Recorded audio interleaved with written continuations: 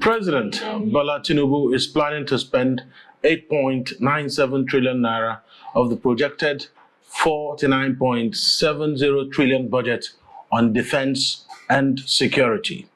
And the president on Wednesday presented the 2025 budget proposal to a joint session of the National Assembly, outlining an ambitious 49.70 trillion naira spending plan, which was titled Budget of Restoration, Securing Peace, Rebuilding Prosperity. The budget prioritizes defense, infrastructure, and human capital development with a projected deficit of about 13.39 billion.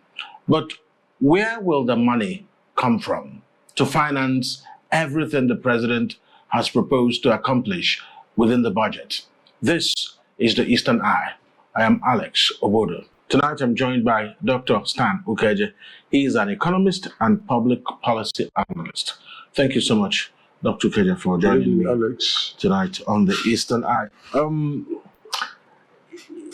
Looking at it, well, as always, end of the year, they go to the National Assembly and forward what will be the guide.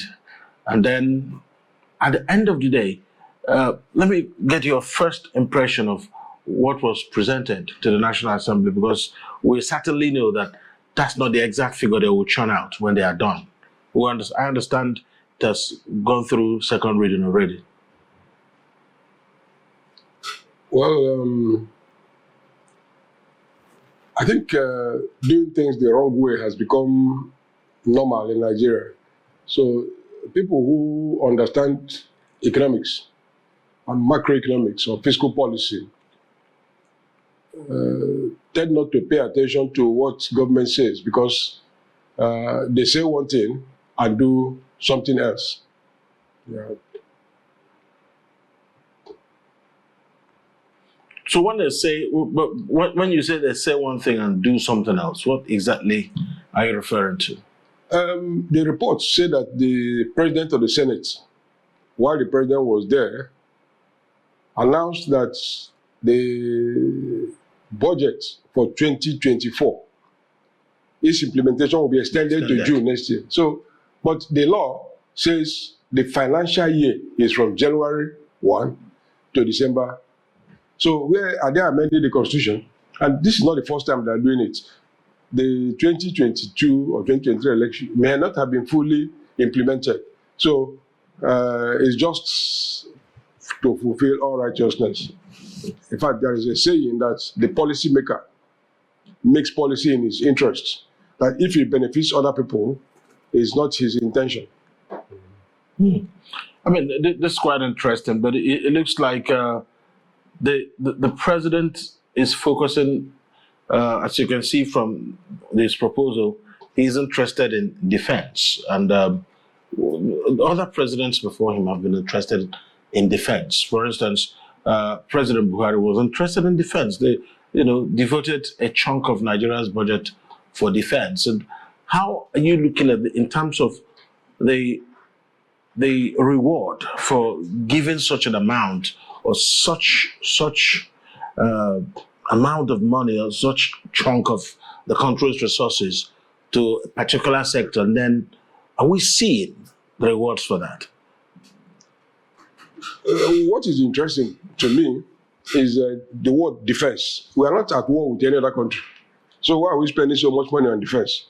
But you could prepare for war during the time of peace. But public expenditure, in other words, public procurement, is not used to develop the economy.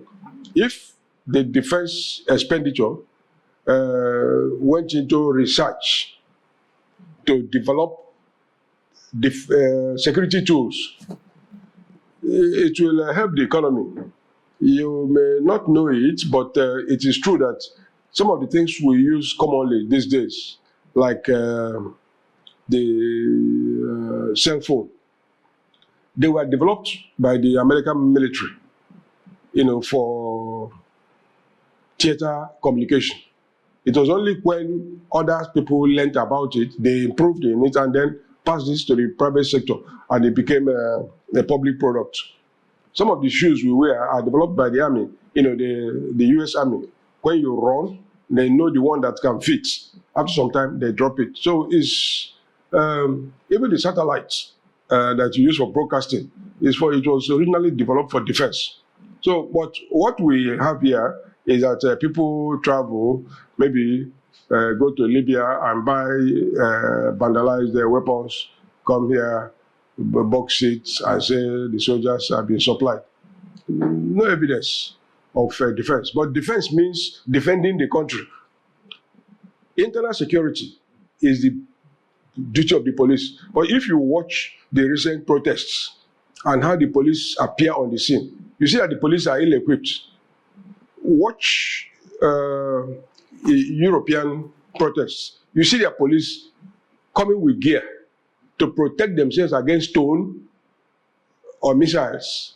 But our own police come with gun to kill, which is not security.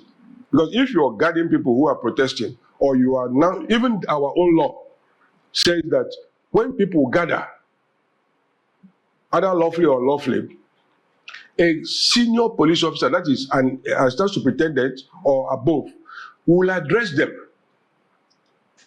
If he says that they should disperse, he will announce it and give them time to disperse in an orderly manner. But those procedures are already gone, you know. People come with weapons, fire tear gas, you know. That is not security, you know. Even when a group says they are going to protest, if the police are well equipped, they will become embedded in that group and get original information about what they intend to do, who are the rascals among them.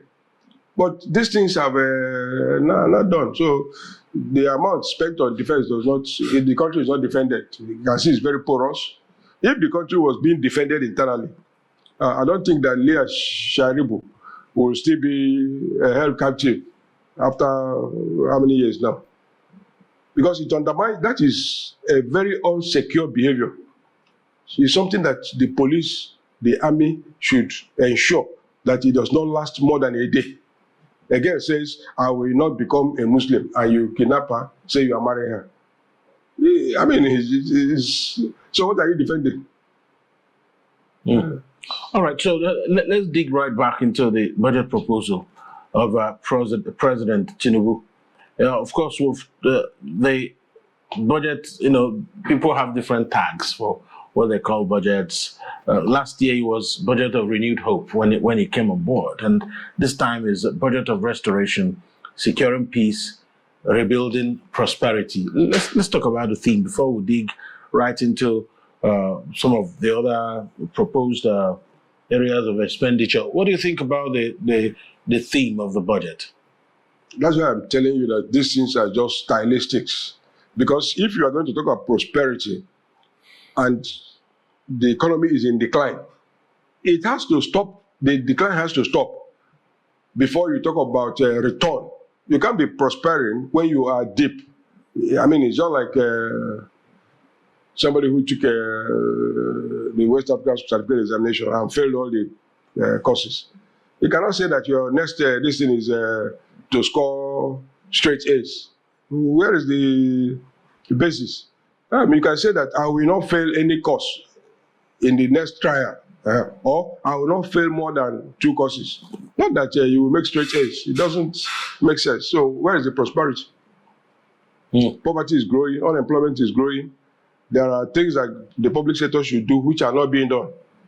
And then you say you are moving to prosperity. With who?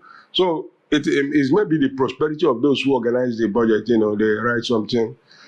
I was even surprised that the budget was presented yesterday, because the Federal Executive Council meeting said they were going to fix a few things. I mean, you don't fix it in one day. I was expecting 1 week. And almost after the presentation, the presenter went on holiday, showing that I don't think it's a very serious... Okay, so let's try to get some sectoral stuff here. Already we've mentioned that security and defense will gulp 4.91 trillion, while infrastructure will receive 4.06 trillion for projects such as Lagos-Calabar Coastal Highway and the Sokoto-Badagry Highway. Let's speak on this too.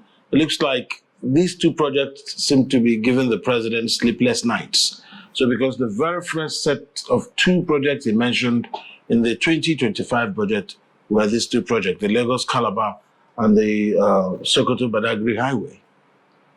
And they say it's going to cost 4.06 trillion.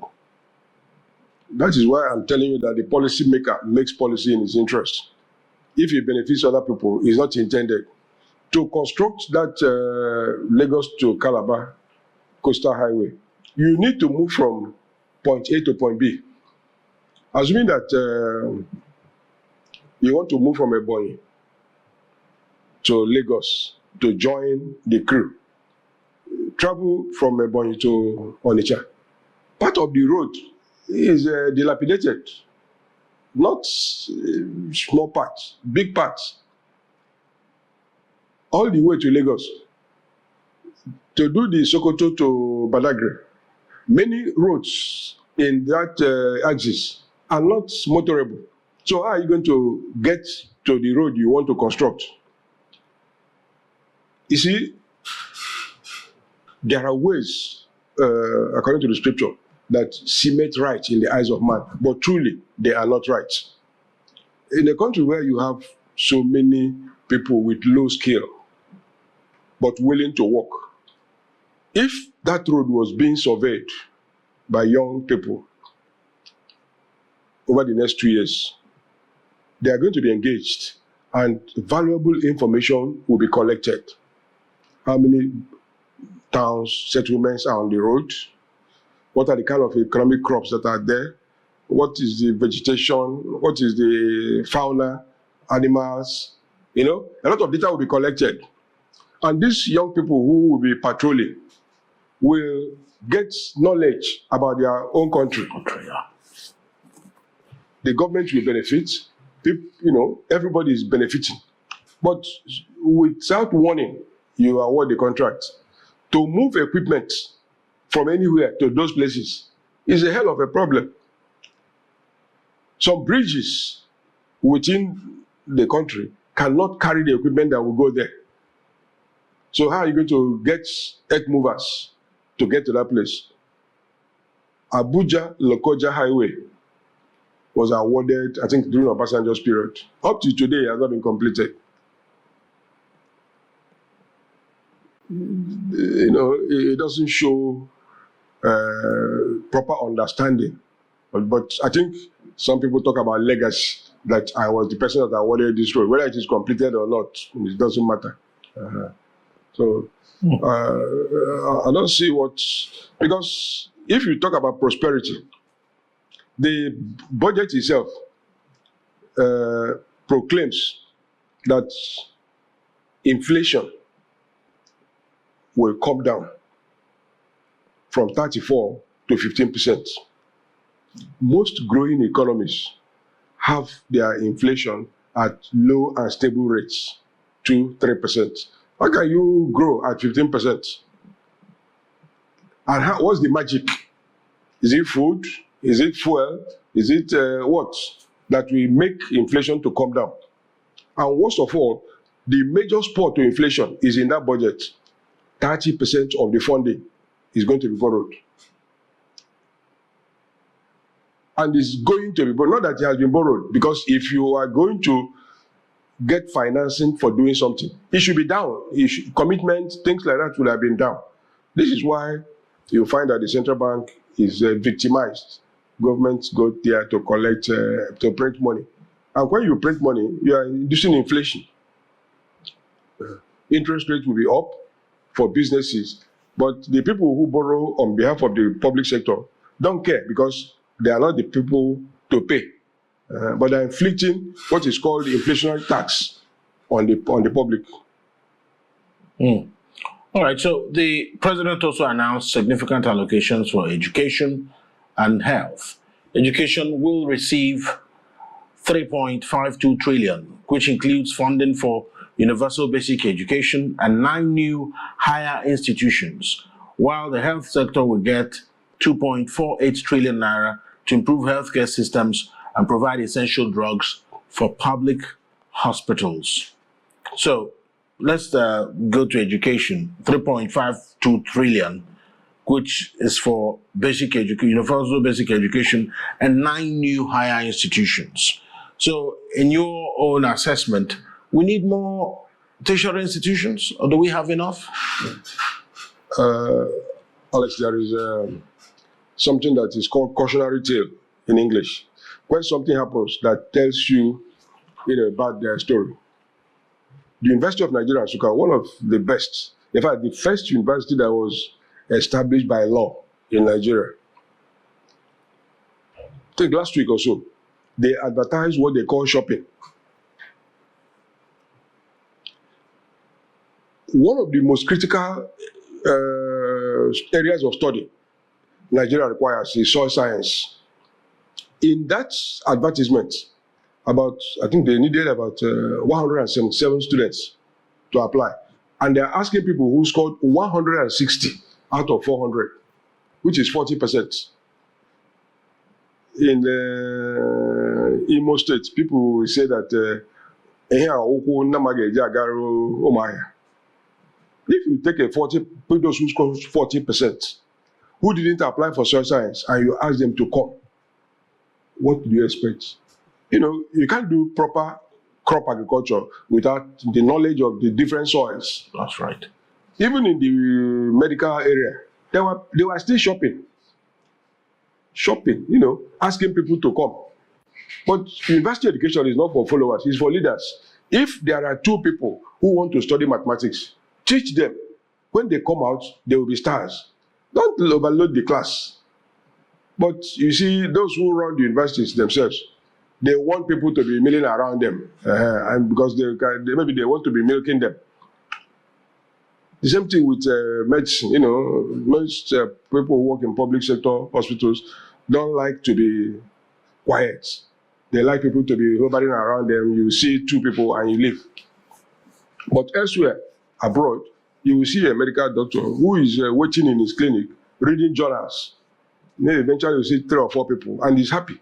But there are people who want people to be whipping all around them. So why do you need how many universities and higher institutions do the federal government have now? It's so many. If you go to them, the way to in Brussels, somebody said the way to measure civilization is to go to your sanitary house. At the European Union in 1987, I went there. The number of public toilets there is just like you can say from where ABC is Ogui Road up to Local Gate. Okay. Very large, very clean. You can eat meat pie there. But go to our universities, not just the classroom. People are defecating. You call it a university. Why are you setting up new ones? There is a concept called absorptive capacity, and I will technically define it. Let's say a jealous investor has come to Afia TV and wants to set up his own TV station, and he wants to start broadcasting tomorrow. Just tell me, how will he make it? How will it be possible? Even if he has all the money, or can hire robbers to come and rob other TV stations, and what of the building, what of the staff? Even if he's going to poach staff, how many can you poach? So the capacity to absorb investment is very low because the factors are not there. If university education has not been leading to development, why set up new ones? Why? Private universities, public universities, all of them not contributing to knowledge, not contributing to understanding. You see all these people who cannot read billions when they are giving paper. And they attended university. If that is the outcome, should we be setting up more, or actually asking those who have paper to come back to learn how to read and write? Count. Because that is what the public requires: read, writing, and arithmetic. If somebody who is a leader cannot read the figure written for, and it is a speech you know you will make. As you are dressing up, you look at it. You say trillion, billion, million. I beg, leave this thing. That's not what. Which means that nothing matters to you. If that is the outcome of those who have graduated 10, 15 years ago, imagine what is happening now. So let's take a look at the healthcare, and we hear, when you look at the figures for healthcare, and you're thinking that, well, maybe when they are done, Nigerians won't need to travel to India or elsewhere for medical care, but that never happens. So the question is, all the monies that have been devoted to healthcare, even from 2015, for instance, to the point that even the humongous amount devoted for the Aso Villa Healthcare health facility that wouldn't also treat the president. So when you look at such figure as 2.48 trillion to improve healthcare systems and provide essential drugs for public hospitals, what readily comes to your mind? Alex, you know, the word trillion can trigger some emotions. But it did occur to me, when I read through. I saw that the hope that exchange rates will come down to 1,500 naira per dollar means that the minimum wage in Nigeria is $53.3 a month. So those trillions, when you divide them by 1,000, they come to nothing. And that's why I say that the purpose, any developmental public sector invests in production and reproduction. Nigeria has had teaching hospitals from the 1950s, from the University of Ibadan, University College Hospital. Those who developed Ibadan were the people who set up UNTH. After the war, they were dispersed. Some of them worked at Lagos University Teaching Hospital. They worked with their hand to produce the system that was running. The expectation that you will buy all kinds of machines and install. The people who designed that machine have moved on to other things. By the time we know about it, a later one is coming. Therefore, what we need to do is to develop internal capacity to produce those things, so that over time, you come to the same level with the advanced countries. If the president, the vice president, governors go abroad for medical treatment, anybody who has money will go. That is the truth of the matter. Have you ever heard of anybody who is the physician to the president or governor? They don't trust anybody here. And are the people who are going to make decisions about public health. But more important to the general health is public health, not ambulatory treatment at hospitals. Nigeria is not an industrialized country. But if you go to our waste centers, you would think we are an industrial country. Polythene, waste, tin waste. These are things that are imported. Even in our homes, we use polythene to wrap food. If you cannot clear your waste properly, you will have diseases. People sell food by the roadside. It will be absorbing material from moving vehicles, causing ill health. As long as you set more hospitals, but you don't stop the sources of infection, you will never stop. Health education, before you used to have posters that will tell you, wash your hand, do this, don't eat overripe mango. But go to Enugu now in the town, you will see unripe odala. Don't know how people just cut it and bring it to town, pushing it around. These things can cause ill health, but nobody is bothered. It's a big problem. So this, that you will buy this, I think Obasanjo invested with one company called VedMed to install cancer treatment centers. Go to any of those cancer treatment centers. You don't find the operator. Every day the machine is broken down. People who are supposed to be treated cannot be treated. They come from, I think the one at UNTH, south, and southeast. People will come from Warri only to come and stay for 3 days. They can't get treatment. But if we were doing medical engineering here, we would have solved that problem long time ago.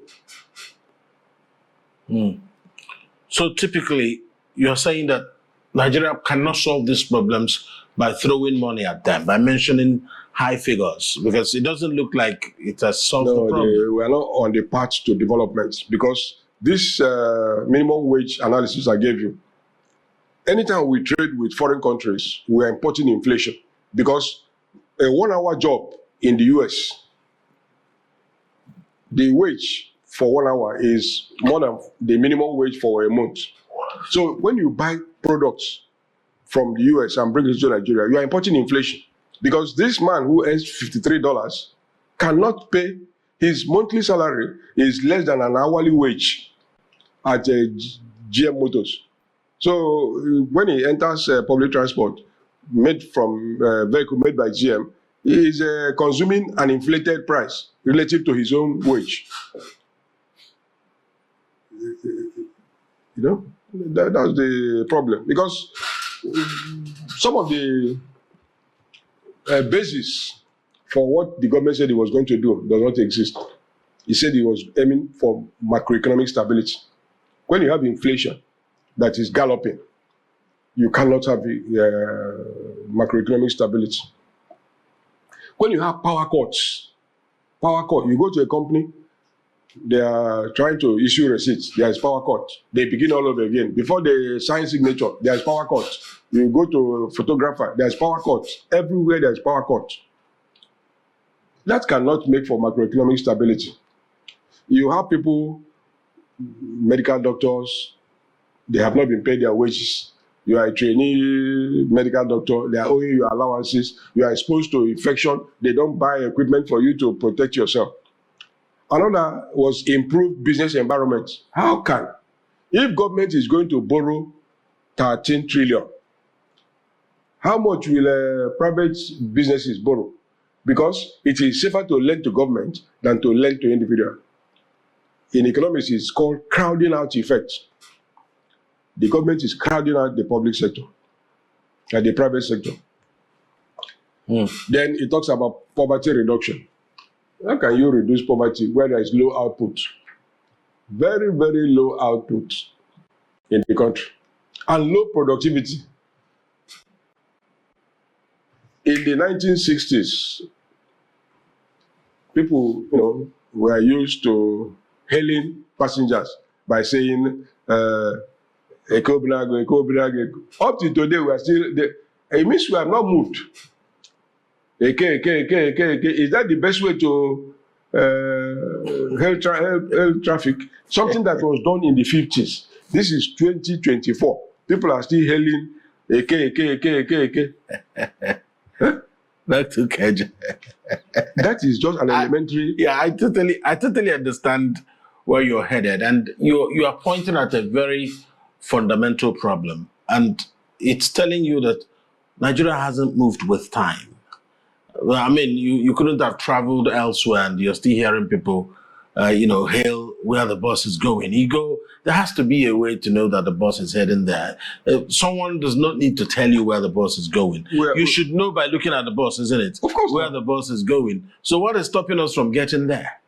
Because production and productivity is very low. Very, very low. Many people who went to school did not learn anything from there. The structure is poorly organized, because you need to organize things. An urban area should have a municipal transport system. You don't have everybody keke. If you go to Port Harcourt Expressway, you will find tricycle on the road along with trailers.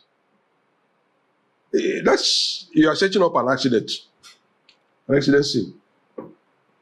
Do remember that I think in the 1990s, there was to be a World Cup football match here.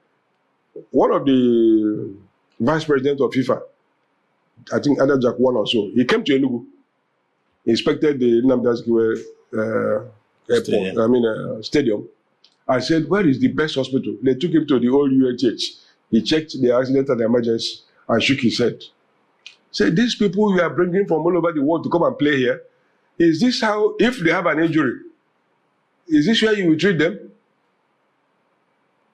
People were telling him that we'll do so and so. He said, no, you don't have a second chance to leave a first good impression. We are living a very bad impression. We are not doing the correct thing. I do recall that Professor Batinaji, there was a time he tried to run for governor. And one of the things that impressed me from the interview he gave was that he is interested in doing things well. That in the US, where he studied and worked, that if you ask a carpenter to fix a door to your house, he will get it right first time. But here, when you hire a technician to repair your car, he will damage it like 3 times before telling you, I got medicine. And he will pay him for all the damages he has caused you. So the productivity and production is very low. We are still using a jack to bring out engines. It just tells you where we are. I'm not saying that it is bad, but there are efficient ways of doing those things.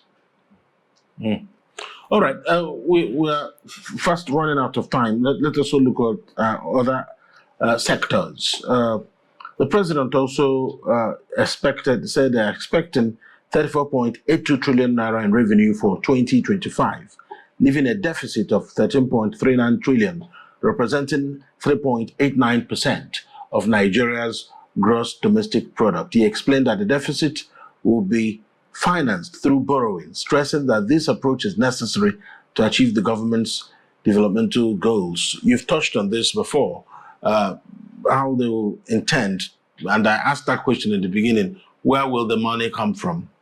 Here we are. If they're expecting a 34.82 trillion naira revenue for 2025, they have a deficit of 13.39 trillion. So where will the money come from to cover the difference? I told you that the policymakers are not interested in other people. Look at the projection for oil production. 2.06 million barrels per day. Well, who will produce it? Many companies that are active in production are leaving the country. To mine oil in the deep sea, you require high capacity drill platforms. We have robbers on our highway, high seas who attack all those platforms. Who will want to send a platform to Nigeria? On the mainland, big companies are divesting. When they divest, the government begins to look at the people getting it instead of looking at the production. Seplat wanted to take an asset from an outgoing foreign company. It took 2 years to approve it. 2 years. A company has stopped production. He says, I'm in deal with Seplat. We want to sell this to them. Government approve it for 2 years. It required a lot of maneuver after they had approved the one of O&O. And people are asking, why do you make this one in 2 weeks and leave the other one for 2 years? So the incentive to even produce 2.06 million barrels per day is not there. So the one that they are talking about, the thing is not there. So your worry is that there is some kind of opaqueness in the way the oil industry is being managed. There's that lack of clarity, lack of transparency. You don't know clearly the quantity of oil being produced because people are bandying different figures. Government will bandy this figure. Another group will say, no, we're not producing up to that. So why do we have those conflicting figures from different institutions? It's interest. The government is, 2 things that the government require, any government, is solidarity with the people. It doesn't happen here. Commitment to goals. Those two things. Because once you show solidarity and you are committed, many people can take care of themselves in many things. But if it is a country of anything goes, like a former chief of army staff said, then God help everybody. So it is a difficult situation. What Nigeria requires actually is less government expenditure, what is called consolidation. But what they do is that they blow up their own and leave other people, under the bus. You can see soldiers, including a colonel, protesting their pension. A colonel, a full colonel, is a senior military officer. That's why he puts on a red something on the neck. But if you cannot pay him, where will you even collect the VAT? Because he cannot purchase. When the government says the 2024 budget was 80% implemented, maybe they spent the money 80%, not that they realized 80% of the projects expected. Because if 20% remains and you take up to June next year to implement it, it's not true. Something is wrong with the calculation. Mm. All right, so at the end of the day, is there something that the National Assembly can do to these estimates the president forwarded? Or is it also, No. you don't have high hopes that the National Assembly will if you saw their budget mood for the better? On television, you will know that they are looking for their own cut. And like you said, they are going to add their own constituency projects. You will find that if you go to Maiduguri, you will find a market to be built by University of Nigeria and Nsukka. They will put it as a signboard. There is a constituency project attracted by Alhaji Goni Buka. No, they are not worried about is the university supposed to be doing constituency project outside its area of influence, but you find it here everywhere. There's all kinds of things they do. So they are not interested in regimentation, because a budget law is a law that should be implemented. Once you pass a budget, it becomes a law, and you should fight tooth and nail to pass it. But look at Nigeria, we have a Minister of Finance who is a coordinating Minister of the Economy. He's missing in action. Bagudu came out and said he's the Minister of Budget and National Planning. If the country follows the rules, what is called medium-term expenditure framework, this budget should be the medium-term expenditure framework year 2 of 2024. But you'll find that if you read the MTF of last year and the budget of this year, they have no connection. I mean, that's very worrying. We'll have just about 1 minute to go. How do we create that reconciling effect to this? Do you expect the National Assembly to do some magic to really maybe put them to the task of making sure that if you have an MTF, that MTF should tally with figures you are presenting? Because you have said that between 2023 and maybe 2028, that this is what you want to do. So how come in 2025, the figures are not quite tallying? Because if they use the money allocated to them properly, they should have a budget office. All the senators, all the House of Reps members should employ assistants that are qualified. So even before the budget comes, the senators will be interacting, because if they are doing their party work properly, like any project you want in your constituency, you approach the minister, the president, the budget office. So you don't add projects when it is brought. Then, long before it comes, the budget office of the National Assembly will have looked at it, compared it with the MTF, checked the indices. You said you were going to borrow 80 billion last year, but you were only able to borrow 4 billion. Why are you saying you will borrow 13 trillion this year? These are basic questions. Credibility. But we become victim of smart Alex, not your own Alex properly, because you find the World Bank giving Nigeria a loan for all kinds of things. They will say to improve the condition of women. How can you? What is their condition that you want to improve with money? You know, the money will fizzle out. People will still be suffering. It's a lot of things that don't add up. Things that don't add up. All right. I think that's a good place to leave it. I have to thank you so much, Dr. Stan Okeje. He's an economist and public policy analyst. Thank you for your insightful perspectives on the Eastern Eye tonight. It's my joy being with you, Alex. Thank you. And by the way, compliments of the season. Thank you very much. That's the Eastern Eye for tonight. We'll be here tomorrow sometime. Up next is Nka. My name is Alex Obodo. Good night.